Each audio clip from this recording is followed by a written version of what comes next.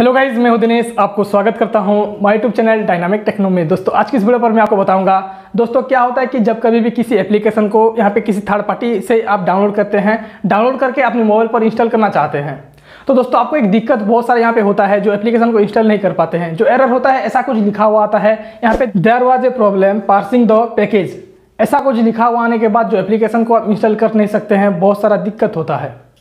तो दोस्तों आपको यहाँ पे बताना चाहूँगा, ये जो वीडियो है मेरा कोई भी ऐसा फेक वीडियो नहीं है, ये आपकी पूरी तरह से जेन्युइन कंटेंट है। और मैं आपको रिक्वेस्ट करना चाहूँगा दोस्तों, वीडियो के साथ आप एंड तक बने रहिए और मेरे चैनल पर आप नए हो तो सब्सक्राइब करके बेल आइकन को प्रेस करना ना भूलिए। तो चलिए स्टार्ट करते हैं।